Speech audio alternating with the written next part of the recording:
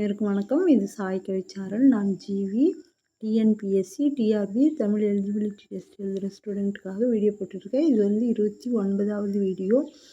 இது வரைக்கும் 28 வீடியோ போட்டாச்சு. எதுலேருந்துன்னா 10ஆம் வகுப்பு தமிழ் புத்தகத்துலேருந்து இயல் 1லேருந்து இயல் 5 முடிச்சிட்டோம். 6வதுலேயும் உரைநடை முடிச்சிட்டோம், பன்முக கலைஞர்.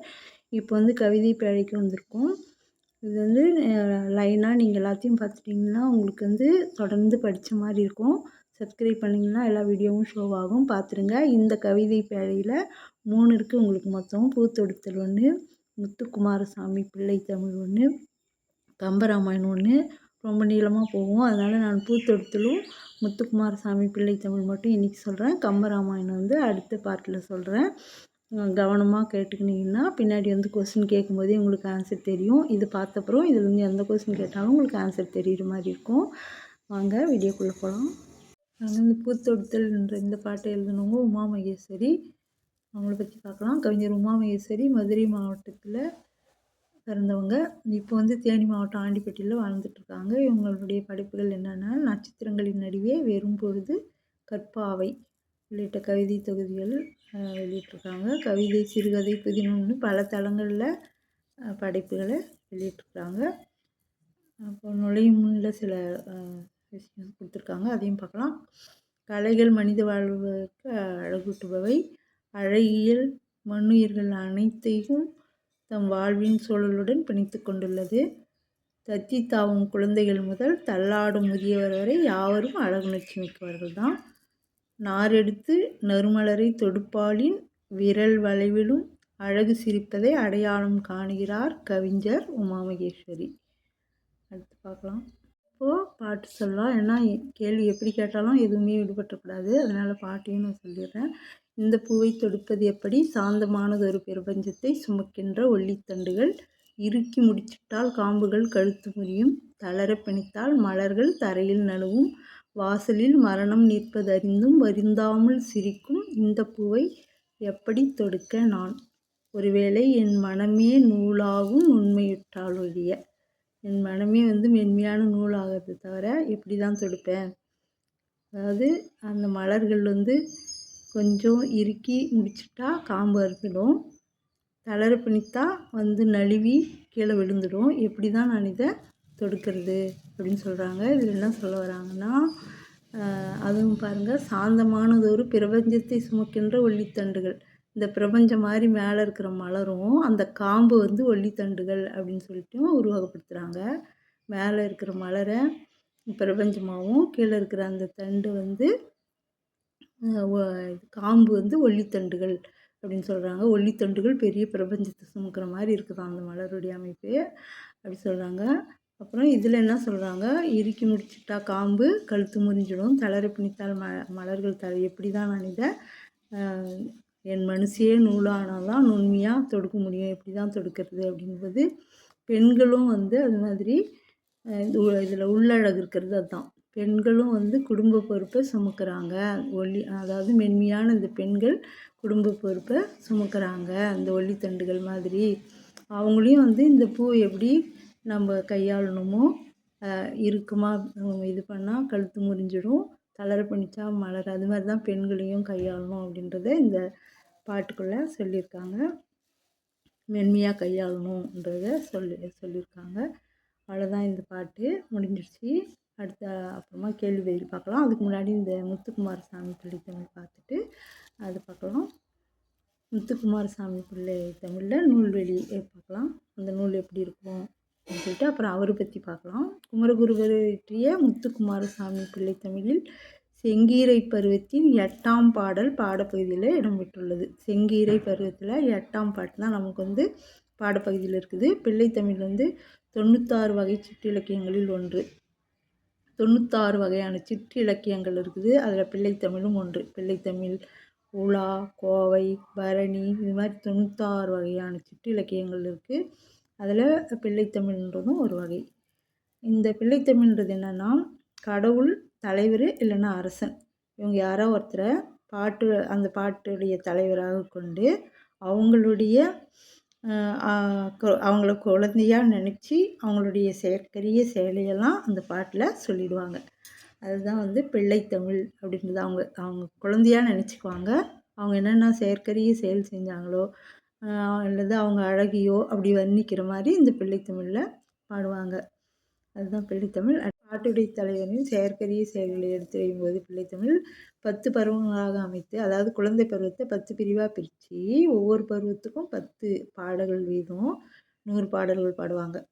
அதுதான் அந்த பிள்ளைத்தமிழுடைய அமைப்பு. எல்லா பிள்ளைத்தமிழுமே அப்படி தான் இருக்கும். குழந்தை பருவத்தை 10ஆ பிரிச்சுக்குவாங்க.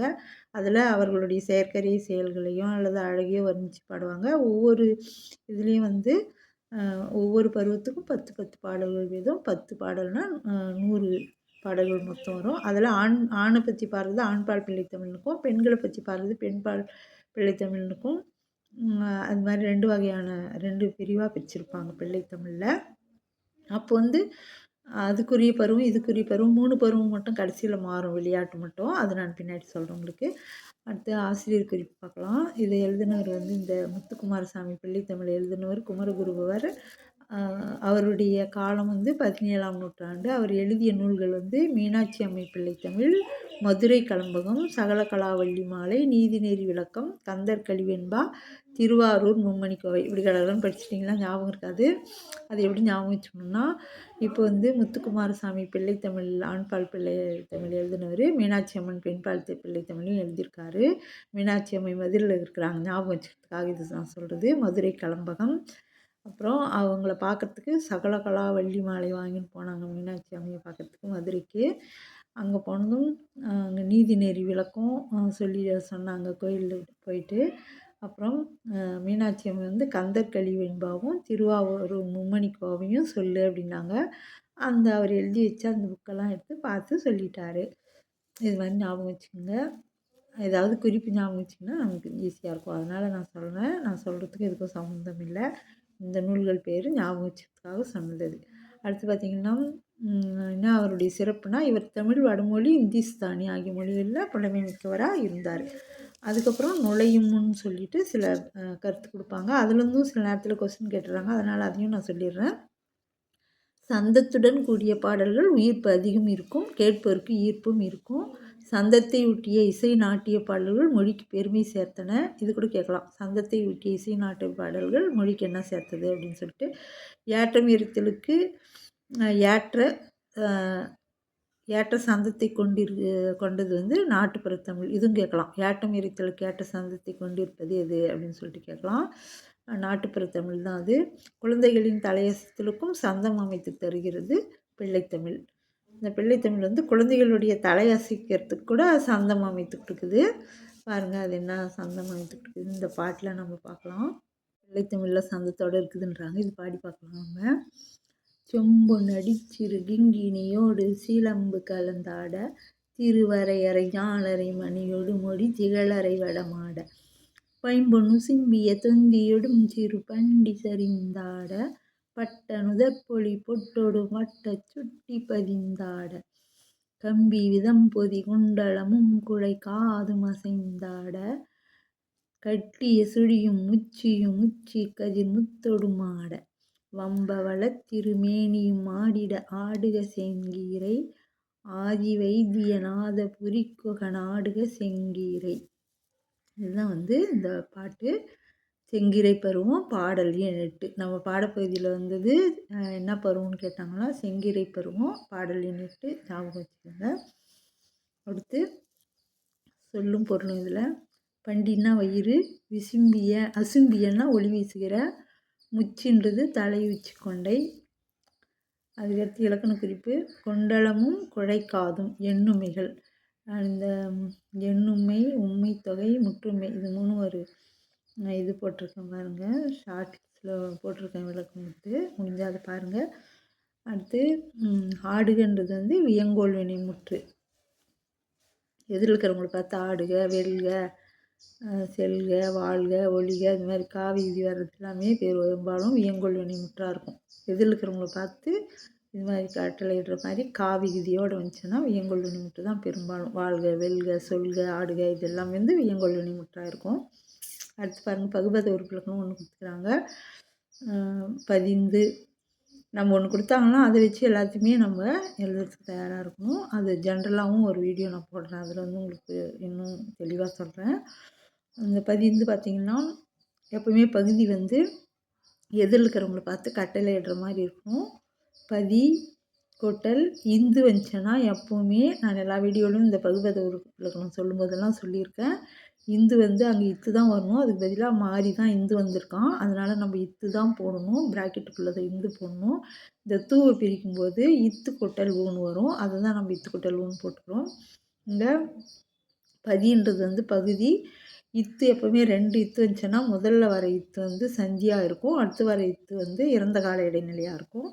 இங்கே வந்து இத்து சந்தின்னு போட்டுட்டு இந்தானது விகாரம் இது கண்டிப்பாக ப்ராக்கெட்டில் போட்டுடணும். ப்ராக்கெட்டில் இந்து வருது இல்லை, அதே மாதிரி இங்கே ப்ராக்கெட்டில் இந்தானது விகாரம்னு போட்டுடணும். அதுக்கடுத்து இத்து வந்து இறந்த கால இடைநிலை, ஊ வந்து வினையச்சு விகுதி. ஏன்னா பதிந்து பக்கத்தில் வினை சொல்ல போட்டால் தான் உங்களுக்கு வந்து முடிவு பெறும். அதனால் இது வந்து வினையச்ச விகுதி. அடுத்து பார்க்கலாம். இந்த குமரகுருவர் எழுதின அந்த முத்துக்குமார் சாமி பிள்ளை தமிழ் பாடலுடைய பொருள் பார்க்கலாம். திருவடியில் அணிந்த சிறு செம்பொன் கிண்கிணிகளும் சிலம்புகளும் சேர்ந்து ஆடட்டும். முதல்ல திருவடியில் காலிலேருந்து வரும், ஞாபகம் வச்சுக்கோங்க. இடையில் அரைஞான்மணியோடு ஒளி வீசுகின்ற அரைவடங்கள் ஆடட்டும். அரைஞான்மணின்னு சொல்லுவாங்கள்ல, அதான் இடுப்பில் கட்டுவாங்க இல்லையா, அதில் அரைவடங்கள் மாதிரி இது அமைப்பில் இருக்கும், அது ஆடட்டும் அப்படின்னு சொன்னார். பசும்பொன் என ஒளிரும் தொந்தியுடன் சிறு வயிறு சரிந்து ஆடட்டும். அதாவது பசும் பொன் நிறத்தில் இருக்கிற ஒளிர்ற அந்த தொந்தி, வயிறு தான் தொந்தின்றாரு. அந்த சின்ன வயிறும் சேர்ந்து சரிந்தாடட்டும். பட்டம் கட்டிய நெற்றியில் விளங்குகின்ற பொட்டுடன் வட்ட வடிவிலான சுட்டி பதிந்தாடட்டும். அந்த அணிகலன்கள் எந்தெந்த பகுதியில் என்னென்ன அணிகலன் அதுவும் சேர்ந்து ஆடட்டும்ன்றார். அந்த குழந்தை ஆடும்போது அதுவும் சேர்ந்து ஆடட்டும். கம்பிகளால் உருவான குண்டலங்களும் காதின் குழைகளும் அசைந்து ஆடட்டும். உச்சி கொண்டையும் அதில் சுட்டி கட்டப்பட்டுள்ள ஒளிமிக்க முத்துக்களோடு ஆடட்டும். அப்புறம் உச்சி கொண்டை ஒன்று அப்படியே ஞாபகம் வச்சுங்க. காது அப்புறம் கொண்டை. தொன்மையான வைத்தியநாதபுரியில் எழுந்தருளியுள்ள முருகனே செங்கிரை ஆடி அருள்க. இப்போ பாருங்கள், அந்த பாட்டுடைய தலைவன் யாருன்னா வைத்தியநாதபுரியில் எழுந்தருளியுள்ள முருகன் தான். செங்கிரை ஆடி அருள்க. இவற்றுடன் அழகிய பவளம் போன்ற திருமேனியும் ஆட செங்கீரை ஆடுக. அப்போ செங்கீரைனா என்னன்னு தெரியணும் இல்லையா? செங்கீரை ஆடுக. செங்கீரை ஆடுங்கன்னா செங்கீரைன்றது என்னன்னு பார்க்கலாம். செங்கீரை செடி காற்றில் ஆடுவது போல், காற்றுல செங்கீரை செடி ஒன்று இருக்குது, காற்றுல எப்படி அப்படியே மெதுவாக அசைந்தாடும். அது மாதிரி குழந்தையினுடைய தலை 5லேருந்து 6 மாதம் வரைக்கும், அந்த குழந்தைகளுக்கு 5 மாதத்துலேருந்து 6 மாதம் வரைக்கும் மென்மையாக அந்த தலை வந்து இப்படி இப்படி அசைஞ்சு ஆடும். அந்த செடி எப்படி கீரை செடி காற்றில் ஆடுது, அது மாதிரி அந்த பருவத்தை தான் செங்கீரை பருவம் அப்படின்னு சொல்லுவாங்க. இந்த பருவத்தில் குழந்தை வந்து தன் இரு கையை ஊன்றி ஒரு காலை மடக்கி மற்றொரு காலை நீட்டி தலை நிமிர்ந்து முகம் அசைந்து ஆடும். இதுதான் வந்து செங்கீரை பருவம் அப்படின்னு சொல்லுவாங்க. இது கூட கேட்பாங்க. இப்பருவத்தில் குழந்தை, அதாவது குழந்தை தன் இரு காலை ஊன்றி ஒரு காலை மடக்கி மற்றொரு காலை நீட்டி தலை நிமிர்ந்து இருக்கிற பருவம் என்ன பருவம் அப்படின்னு கேட்டால் செங்கீரை பருவம். இந்த 5லேருந்து 6 மாதங்களில் மென்மையாக தலையசையும். இந்த பருவம் என்னன்னாலும் செங்கீரை பருவம் தான். நான் பின்னாடி அது கொஸ்டினில் கொடுத்துருக்கேன், அடுத்து பார்க்கலாம். பாட்டில் வந்த அணிகலன்கள். சிலம்பு கிண்கிணி அப்படின்றது எங்கே அணிவதுன்னா காலில் அணிவது. அரைஞான்றது இடையில் அணிவது. அரைஞான் மணியோட அரைவடங்கள் ஆடட்டும் படிச்சோம் இல்லையா பாட்டில், அது. சுட்டின்றது நெற்றியில், வட்ட சுட்டி ஆடட்டும் நெற்றியில் வந்துச்சு அது. குண்டலம் குடைன்றது காதில். சுழி தலையில் அணியுது. சுழியும் முச்சியும் முச்சின்னு வந்துச்சு பாருங்கள், அது வந்து தலையில் அணியுது. அதுக்கடுத்து பிள்ளைத்தமிழ் பருவங்கள் மட்டும் மொத்தம் 10. அதில் இருபாலருக்கும் பொதுவானது 7. கடைசி 3 மட்டும் ஆண் பாலுக்கு வேறு வரும், பெண் பாலுக்கு வேறு வரும். ஏன்னா அது விளையாட்டு, ஆண் குழந்தைகள் விளையாடுற விளையாட்டு வேறு, பெண் குழந்தைகள் விளையாட்டு வேறு. அதனால் 7 வந்து பொதுவாக கொடுத்துட்டு அந்த 3 மட்டும் மாற்றுறாங்க. அந்த 7 பொதுவானது என்னென்னு பார்த்தோம்னா காப்பு, செங்கீரை இப்போ நம்ம படித்தோம்ல அது, தாள்ன்றது தாளாட்டு பாடுறது, சப்பானின்றது அந்த பசங்க சப்பானி மாதிரி நடந்து வருவாங்களே அது, மொத்தம், வருகை, அம்புலி, இது மாதிரி 7 வந்து பொதுவானது. ஆண்பால் பிள்ளை தமிழுக்கு மேலே உள்ள 7 பருவத்தோட கடைசியில் சேர்க்க வேண்டிய 3 என்னென்னா சிற்றில், சிறுபறை, சிறு தேர். இவங்க தேர் உருட்டி விளையாடுறது, பறை அடிக்கிறது, சிற்றில் விளையாட்டெல்லாம் ஆண்கள் விளையாடுவாங்க. பெண்பால் பிள்ளை தமிழில் ஃபஸ்ட்டு இருக்கிற 7 பொதுவானது, அதே எழுதிட்டு கடைசி 3 மட்டும் நீங்கள் ஞாபகம் வச்சுங்க. ஆண்பால் பிள்ளை தமிழுக்கு மட்டும் உரியது இது, பெண்பால் பிள்ளை தமிழுக்கு மட்டும் உரியது கடைசியில் இது. 2க்கும் பொதுவாக இருக்கிறது அது. மொத்தம் 10 பெண்பாலுக்குரியதுன்னு கேட்டாங்கன்னா அந்த 7ஓடு இது 3 சேர்த்துக்கணும். ஆண்பாலுக்குரியதுன்னு கேட்டாங்கன்னா அந்த 7ஓட இந்த 3 சேர்த்தணும்.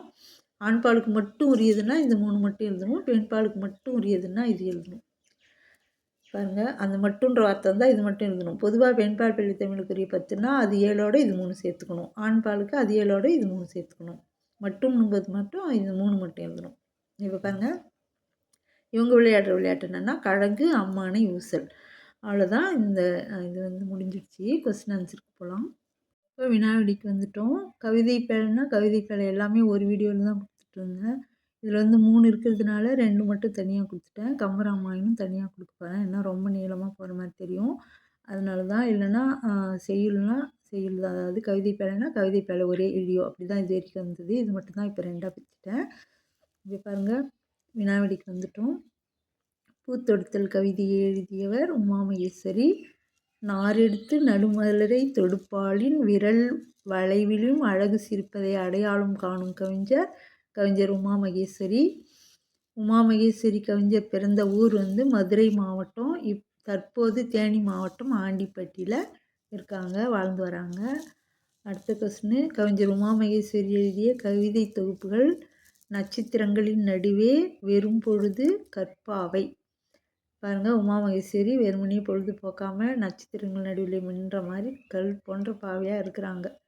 கற்பாவை மாதிரி உறுதியாக இருக்கிறாங்க. இப்படி ஞாபகம் வச்சுக்கோங்க. அடுத்து, சாந்தமானது ஒரு பிரபஞ்சம் என்று கவிஞர் குறிப்பிடுவது எதனா மலர்களை. சாந்தமானது ஒரு பிரபஞ்சம்ன்றது மேலே இருக்கிற அந்த மலரை தான். சாந்தமானது ஒரு பிரபஞ்சத்தை தாங்கும் ஒளித்தண்டுகள் பூவின் காம்புகள். பூ தான் பிரபஞ்சம். அதை தாங்குகிற காம்பு தான் அந்த ஒளித்தண்டுகள் அதை தாங்குகின்ற காம்புகள். எப்போது காம்புகளின் கழுத்து முறியும்? இறுக்கி முடிச்சிட்டால் கழுத்து முறியும். இறுக்கி முடிச்சிட்டால் என்னாகும் அப்படின்னு கேட்கலாம். கழுத்து முறியும் அப்படின்னு சொல்லலாம். காம்புகளை இறுக்கி முடிச்சிட்டால் அப்படின்னு கீழே வரும். அப்போ கழுத்து முறியும் அப்படின்னு சொல்லிடலாம். இது 2மே எப்படி வேணால் மாற்றி கேட்க முடியும். எல்லா கொஸ்டினும் புரிஞ்சுக்கிட்டா எப்படி வேணால் எழுதலாம். அப்படி தான் நான் கொடுக்குறேன் எல்லாமே. அடுத்து பார்க்கலாம். அடுத்த கொஸ்டின் போகலாம். 8வது கொஸ்டின், மலர்கள் தரையில் நழுவும் எப்பொழுது? தளர பணித்தாள். வாசலில் மரணம் நிற்பது அறிந்தும் வருந்தாமல் சிரிப்பது மலர்கள். பூத்தொடுத்தல் பாடலின் உள்ளழகு அப்படி என்னென்னா இதில் எப்படி கேட்பாங்கன்னு தெரியாது. நான் அதுக்கு விளக்கம் கொடுத்துட்ருக்கேன். அவங்க கேட்குறதுக்கு இந்த மாதிரி ஆப்ஷனில் நீங்கள் செலக்ட் பண்ணிக்கோங்க. பெரிய பிரபஞ்சத்தை தாங்கும் ஒளித்தண்டுகள் குடும்ப பொறுப்பை சுமக்கும் பெண்களுடன் ஒப்பிடப்பட்டுள்ளது. மலர்களை கையாள்வதைப் போலவே பெண்களையும் மென்மையாக கையாள வேண்டும் அப்படின்ற மாதிரி கருத்து. இது உள்ள அழகு, இது உள்ளே இருக்கிற அழகு இதுதான் அப்படின்னு சொல்கிறாங்க. அடுத்து பாருங்கள், பூத்தொடுத்தல் பாடலில் அமைந்துள்ள அணி 3 அணியை அவங்க கொடுக்குற லைனுக்கு ஏற்ற மாதிரி இதில் ஏதாவது ஒன்று வரும். அவங்க மேலே லைன் கொடுத்துட்டு கூட இதில் என்ன அணின்னு கேட்பாங்க. அதாவது அந்த சிரிக்கிறதுன்னு வருது இல்லையா, அவங்க வாசலில் மரணம் இருப்பதை அறிந்தும் சிரிக்கும் பூக்களை எவ்வாறு நான் தொடுக்கன்னு வரும். அது வந்துச்சுன்னா தற்குறிப்பேற்றணி. அது இவங்களே கற்பனை தன்னுடைய குறிப்பை ஏற்றி சொல்கிறாங்க மலரில். அதனால் ஊமையை நின்றது அந்த உள்ளழகு சொல்லும்போது பெண்களுக்கு ஊமையாக அந்த கருத்தை சொல்கிறாங்க. உருவ அணின்றது பிரபஞ்சத்தை மலராகவும் அந்த தாங்குகின்ற ஒல்லித்தண்டுகளை இந்த காம்பு ஒல்லித்தண்டுகளாகவும் உருவகப்படுத்திக்கிறாங்க. அதனால் இந்த 3 அணியுமே இதில் இருக்குது. மேலே அவங்க என்ன கொடுக்குறாங்களோ அதுக்கு தகுந்த மாதிரி ஆப்ஷன் செலக்ட் பண்ணிக்கோங்க. அடுத்த கொஸ்டின் போகலாம். அடுத்து இந்த பாட்டு சம்மந்தமாக இந்த பூத்தொடுத்தல் பாட்டு சம்மந்தமாக ஒரு கொஸ்டின் கொடுத்துருக்காங்க பின்னாடி சிறுவினால். அதுலேருந்து ஏதாவது இது மாதிரி பிரித்து கூட அவங்க கேள்வி கேட்டுருவாங்க. அதனால் அதையும் நான் கொடுத்துட்ருக்கேன். எதுவும் ஈடுபடக்கூடாதுன்றதுனால நவீன கவிதை, நாட்டுப்புற கவிதை பாடல்னு கொடுத்துட்டு அதுக்கு கீழே அவங்க சில கொஸ்டினெல்லாம் கொடுத்துருக்காங்க. பாருங்கள், அதை ஒப்பிட்டு எழுதுங்கன்னு கொடுத்துருக்குறாங்க. அதுக்கு எப்படி வேணாலும் உங்களுக்கு கேட்கலாம். அது மாதிரி நான் எழுதியிருக்கேன். பாருங்கள், நவீன கவிதையில் என்ன சொல்கிறாங்க, நாட்டுப்புற பாடல் என்னென்னா, இறுக்கி முடிச்சிட்டால் இப்போ நம்ம படித்தோம் இல்லையா, அதே தான். இறுக்கி முடிச்சிட்டால் காம்புகள் கழுத்து முறியும், தளர பணித்தால் மலர்கள் தரையில் நழுவும், வாசலில் மரணம் நிற்பதறிந்தும் வருந்தாமல் சிரிக்கும் இந்த பூவை எப்படி நான் தொடுக்க, எப்படி தொடுக்க நான். இப்படி நாட்டுப்புற பாடலில் அதே ஒப்புமைப்படுத்தி எழுதுகிற மாதிரி ஒரு பாட்டு இருக்குது. கையாலே பூவெடுத்தா மாரிக்கு காம்பழுகி போகுமுன்னு விரலாலே பூவெடுத்தா மாரிக்கு வெம்பி விடுமென்று சொல்லி தங்கத் தொரட்டி கொண்டு மாரிக்கு தாங்கி மலர் எடுத்தார். அதான் இது நவீன கவிதை. இப்போ நம்ம படித்தது உமா மகேஸ்வரியோட கவிதை. இது நாட்டுப்புற பாட்டு. பாருங்கள், ரெண்டுக்கும் எவ்வளோ ஒற்றுமை இருக்குது. அப்போவே சொல்லிகிட்ருக்காங்க. இது கையாலே பூ எடுத்து, மாரின்றது தெய்வம், மாரி பெண் தெய்வம். இங்கே வந்து பெண்ணோட தான் ஒப்பிட்டு பெண்கள் எப்படி அந்த பூ எப்படி ஒல்லித்தண்டு வந்து அந்த மலரை தாங்குற மாதிரி குடும்ப சுமையை பெண்கள் தாங்கி சிரிச்ச முகத்தோடு இருக்கிறாங்க. அவங்கள மென்மையாக கையாளணுன்ற மாதிரி இதில் உள்ள அழகு வரும். அதே மாதிரி இதில் மாறி தெய்வத்தை கொண்டு வராங்க. பெண்ணும் அதுலேயும் பெண், இதுலேயும் பெண்ணு. இங்கே வந்து கையாலே பூ எடுத்தா, அங்கே பாருங்கள் இறுக்கி முடிச்சுட்டா கழுத்து முறிஞ்சிடும்னு சொன்னாங்களே, இதில் கையால் பூ எடுத்து தொடுத்தாவே காம்பு அழுகி போயிடும்னு சொல்லிட்டு அதுக்கு இது. அதுக்கடுத்து தளர பணித்தால் வந்து தரையில் நழுவுன்றாங்களா, இதில் விரலில் பூ எடுத்தால் மாரி தெய்வத்துக்கு வெம்பி விடுமா, விரலில் அந்த பூ எடுத்தால் வெம்பி விடும். கரெக்டாக பாருங்கள். அப்போ இப்போ மீனிங் அப்போவே நாட்டுப்புறத்தில் சொல்லிகிட்ருக்காங்க, நவீன கவிதை மாதிரி. அந்த பூவை எப்படி நான் வந்து தொடுக்கிறதுக்கு தொடுக்கணும் அப்படின்றாங்க. இங்கே பாருங்கள் என்ன பண்ணாங்கன்னா, தங்க துரட்டி கொண்டு மாரிக்கு தாங்கி மலர் எடுத்தார். அந்த பாட்டில் வந்து மனமே நூலாகி நுண்மையிற்றால் ஒழியன்னு வரும். அவ்வளோ மனசு வந்து ரொம்ப மென்மையாக நூல் மாதிரி ஆகி தான் இதை தொடுக்கணும்னு சொல்லிட்டு, இதில் பார்த்தீங்கன்னா பாருங்கள், தங்க துரட்டி எடுத்து பூவெடுத்து மலர் தொடுக்கணும் அப்படின்ற மாதிரி ரெண்டும் கிட்டத்தட்ட ஒரே மீனிங் தான். அதில் ஒரு பெண், இதில் மாறி பெண் தெய்வம். அதுலேயும் அந்த பூவுக்கு வர இதை தான் சொல்லுவாங்க. இதுலேயும் பூ வந்து எப்படி வாடிடும்ன்றதை பற்றி சொல்கிறாங்க. அது பாருங்கள், அதில் அப்படி கொடுத்துட்டு கீழே கொஸ்டின், அவங்க கொஸ்டினாக கொடுக்கல, ஒப்பிட்டு சொல்லுங்கன்னு தான் புக்கில் கொடுத்துருக்காங்க. நான் கொஸ்டினாக அவங்களுக்கு கொடுத்துருக்கேன். இறுக்கி முடிச்சிட்டால் காம்புகளின் கடுத்து முறியும் என்ற வரிக்கு இணையான நாட்டுப்புற வரி கையாலே பூவெடுத்தா மாரிக்கு காம்பழுகி போகும்னு. இறுக்கி முடிச்சுட்டா இந்த கழுத்து முறிஞ்சிடும் அப்படின்னாங்க. அது கையாலே பூ எடுத்தால் மாரிக்கு காம்பழுகி போகும்னு அதுக்கு இணையான வரி. அடுத்த கேள்வி பாருங்கள். அந்த பாட்டு வச்சு இந்த கொஸ்டின் எல்லாமே நிறைய டைம் பாட்டு கொடுத்துட்டு இது மாதிரி கேள்விகள் கேட்பாங்க. பேராகிராஃப் கொடுத்துட்டு கீழே கொஸ்டின்கள் கேட்பாங்க. பாருங்கள், தளர பிணித்தால் மலர்கள் தரையில் நழுவும் எனும் நவீன கவிதைக்கு இணையாக பொருந்தும் நாட்டுப்புற பாடல் வரி. விரலாலே பூவெடுத்தால் மாரிக்கு வெம்பி விடும் என்று சொல்லி, இதுதான் அதுக்கு இணையான வரி. அடுத்து பாருங்கள், நவீன கவிதையில் நுண்மையான மனதை நூலாக கொண்டு தொடுத்தார் ஆசிரியர். இதற்கிணையான நாட்டுப்புற பாடல் கருத்து தங்க துரட்டி கொண்டு மாரிக்கு தாங்கி மலர் எடுத்தார். அதுதான் அது கொடுத்தாங்கன்னா நீங்கள் ஈஸியாகவே எழுதிடலாம். அதை பாட்டு கொடுத்தாங்கன்னா முத்துக்குமாரசாமி பிள்ளைத்தமிழ் எழுதிய ஆசிரியர், முத்துக்குமாரசாமி பிள்ளைத்தமிழ்ன்ற அந்த பாடலை எழுதிய ஆசிரியர் யாருன்னா குமரகுருபரர். குமரகுருபரரின் காலம் 17ஆம் நூற்றாண்டு. குமரகுருபரர் இயற்றிய நூல்கள் மீனாட்சி அம்மை பிள்ளைத்தமிழ், மதுரை கலம்பகம், சகல கலாவள்ளி மாலை, நீதி நெறி விளக்கம், கந்தர் கலிவெண்பார், திருவாரூர் முத்துமணி கோவை. இப்போ இந்த குமரகுருபரரோட இது ஞாபகம் வச்சுக்கணும் நீங்கள். இதெல்லாம் எப்படி ஞாபகம் வச்சுக்கணும்னு சொல்லிட்டுக்கிறேன். அது குமரகுருபரர் தான் எழுதணுன்றதுக்கு, ஏன்னா அவர் தான் பிள்ளைத்தமிழ் எழுதிக்கிறாரு. அதை வச்சு மீனாட்சி அம்மை பிள்ளைத்தமிழ் வருது. அதில் ஆரம்பித்து நீங்கள் முன்ன சொன்னேன் இல்லையா, மீனாட்சி அம்மை மதுரை கோயிலில் இருப்பாங்க, சகல கலாவள்ளி மாலை மீனாட்சி அம்மைக்கு எடுத்துகிட்டு போனாங்க, அது மாதிரி ஞாபகம் வச்சுக்கோங்க. அடுத்த கொஸ்டினுக்கு போகலாம். அடுத்து 18வது கொஸ்டின், குமரகுருபரர் எவ்வே மொழிகளில் புலமை மிக்கவர்? தமிழ் மொழி, வடமொழி, இந்துஸ்தானி, இந்த 3 மொழிலையும் புலமை மிக்கவர். அடுத்து 19வது கொஸ்டின், பிள்ளைத்தமிழ் டேஸ் வகையை சேர்ந்தது? சிற்றிலக்கிய வகை. சிற்றிலக்கியம் தான் உலா, பிள்ளைத்தமிழ், கோவை, குறவஞ்சி, இது மாதிரிலாம் இதெல்லாம் வந்து பிள்ளைத்தமிழில் தான் வரும். பரணி, இந்த மாதிரி இலக்கியங்கள் எல்லாமே சிற்றிலக்கிய வகை. குமரகுருபரர் பிள்ளைத்தமிழ் டேஸ் வகை சிற்றிலக்கியங்களில் உண்டு. சிற்றிலக்கியங்கள் மொத்தம் 96 வகை. இது ஞாபகம் வச்சுங்க. சிற்றிலக்கியங்களில் எது சொன்னாலும் 96 வகையில் ஒன்று தான். அடுத்து, செங்கீரை செடி காற்றில் ஆடுவது போன்று குழந்தை 5-6 மாதங்களில் தலையை அசைத்தாடும் பருவத்திற்கு டேஸ் என்று பெயர். செங்கீரை பருவம். இது செங்கீரை வர்றதுனால செங்கீரை அப்படி போட்டுடலாம். ஆனால் அது மாதிரி கேட்க மாட்டாங்க, இப்படி கேட்பாங்க. அப்படியும் கேட்கலாம். அதனால தான் நான் ரெண்டுமே கொடுத்துட்டேன் உங்களுக்கு. குழந்தை தன் இரு கை ஊன்றி ஒரு காலினை மடக்கி மற்றொரு காலை நீட்டி தலை நிமிர்ந்து முகமசைத்து ஆடும் பருவம் தான் செங்கீரை பருவம். 2 கையும் கீழே ஊனிக்கும், ஒரு காலை மடக்கிக்கும், இன்னொரு காலை நீட்டிக்கும், தலை நிமிர்ந்து முகமசைத்து ஆடுற பருவம் தான் செங்கீரை பருவம். இறைவனையோ அரசனையோ தலைவரையோ பாட்டுடை தலைவராக கொண்டு அவரை குழந்தையாக கொண்டு பாடுவது வந்து பிள்ளைத்தமிழ். அவங்களுக்கு யார் பிடிக்குதோ அவங்கள வந்து குழந்தையாக நினச்சி 10 பருவமாக பிரித்து பாடுவாங்க. அதுக்கு பேர் தான் பிள்ளைத்தமிழ். பிள்ளைத்தமிழில் அமைந்த பருவங்கள் மற்றும் பாடல்களின் எண்ணிக்கை 10 பருவங்களாக இருக்கும். பருவத்துக்கு 10 பாடல் வீதம் 100 பாடல்கள். இது எப்படி என்ன கேட்கலாம் கேள்வி. நீங்கள் இது எல்லாமும் நமக்கு ஒரு விஷயத்தை பற்றி நல்லா தெரிஞ்சால் அவங்க எப்படி கேட்டாலும் நம்ம சொல்லிடுவோம் இல்லையா? அதனால தான் நான் இப்படி கொஞ்சம் விளக்கமாகவே பதிலில் கொடுத்துட்ருக்கேன். பிள்ளைத்தமிழின் வகைகள்: ஆண்பால் பிள்ளைத்தமிழ், பெண்பால் பிள்ளைத்தமிழ். அடுத்த கொஸ்டின் போகலாம். பாருங்கள், பிள்ளைத்தமிழ் பருவங்கள் 10ல் ஆண்பாலுக்கு மட்டும் உரியன. சிற்றில் சிறுபறை சிறுதேர். ஆண்பாலுக்குரிய பருவங்கள்னு கேட்டால் 10 தான் எழுதணும், அந்த 7ஓட இந்த 3. ஆனால் ஆண்பாலுக்கு மட்டும் உரியதுன்னும்போது இந்த 3. பெண்பாலுக்கு மட்டும் உரிய பிள்ளைத்தமிழ் பருவங்கள் கழங்கு, அம்மானை, யூசல். இது 3 விளையாட்டு. ஆண்கள் விளையாடுறது சிற்றில் சிறுபறை சிறுதேர், பெண்கள் விளையாடுறது கழங்கு, அம்மானை, யூசல். இருபாலருக்கும் பொதுவான பருவங்கள் காப்பு, செங்கீரை, தாள், சப்பாணி, முத்தம், வருகை, அம்புலி. சந்தத்துடன் உள்ள பாடலில் டேஸ் அதிகம் இருக்கும். உயிர்ப்பு, ஈர்ப்பு. எது வேணால் உங்களுக்கு ஆப்ஷனில் கொடுப்பாங்க.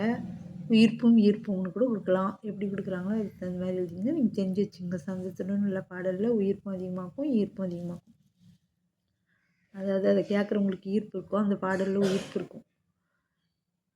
தமிழ் இலக்கியத்தில் சந்தத்தை ஊட்டிய இசை நாட்டிய பாடல்கள் மொழிக்கு டேஸ் சேர்த்தவை. பெருமை.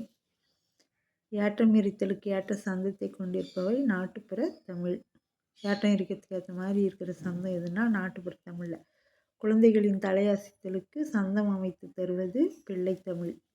குழந்தைகளின் தலையசைவுக்கு கூட சந்தம் அமைத்து கொடுக்குறது எதுனா பிள்ளைத்தமிழ் தான். அடுத்த பாடல் போகலாம். அடுத்த கேள்வி: திருவடியில் அணிந்த சிறு செம்பொன் கிண்கிணிகளோடு சேர்ந்து ஆடுவது சிலம்புகள். இடையில் அரைஞான்மணியோடு டேஸ் ஆடட்டும் என்கிறார் குமரகுருபரர்.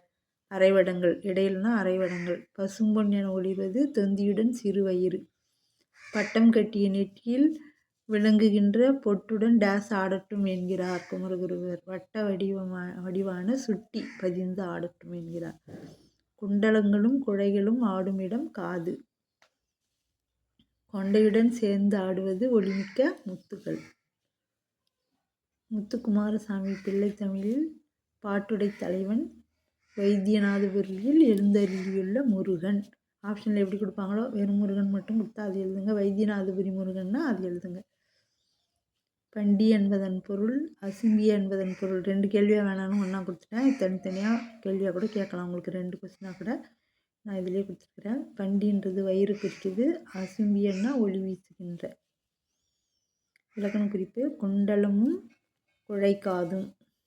அது வந்து உம்மு வெளிப்படையாக வந்தாவே எண்ணுமை தான். குண்டலமும் குழைக்காதும் எண்ணுமை. ஆடுக வியங்கோள் இனிமுட்டு. எதில் இருக்கிறவங்களை பார்த்து சொல்கிறது ஏற்கனவே சொன்னோம் இல்லையா? அதுதான். அடுத்த கொஸ்டின் பாருங்க. பதிந்து என்பதன் பகுபத உறுப்பிலக்கணம். பதிந்து பதி கூட்டல் இந்து. இந்து வந்தாவே என்ன சொல்லியிருக்கேன், இத்து போட்டு ப்ராக்கெட்டில் இந்து போடுங்க. இத்து ப்ளஸ் உ பதி பகுதி இத்து சந்தி இந்தானது விகாரம் இத்து இறந்த காலநிலை ஊ வினைச்சு விகுதி. 2 முறை கேட்ட மாதிரி இருக்குதா? இருக்கட்டும், திரும்ப கேட்டால் உங்களுக்கு நல்லா மனசில் பதியுன்றதுக்காக தான் நான் அங்கே விளக்கத்தில் ஒரு முறை சொல்லிவிட்டு கொஸ்டின் ஆன்சரில் ஒரு முறை சொல்கிறேன். அவ்வளோதான். இதுக்கான கொஸ்டின் ஆன்சர் இப்போ முடிஞ்சிடுச்சு. அடுத்து நம்ம வந்து கவிதை பேழையில் கம்பராமாயணம் தான் அடுத்த வீடியோவில். உங்களுக்கு வீடியோ பிடிச்சிருந்தா லைக் பண்ணுங்கள், ஷேர் பண்ணுங்கள். எல்லா வீடியோவும் பார்த்தீங்கன்னா முழுமையாக படித்த மாதிரி இருக்கும். எல்லாத்தையும் பாருங்கள். தேங்க்யூ.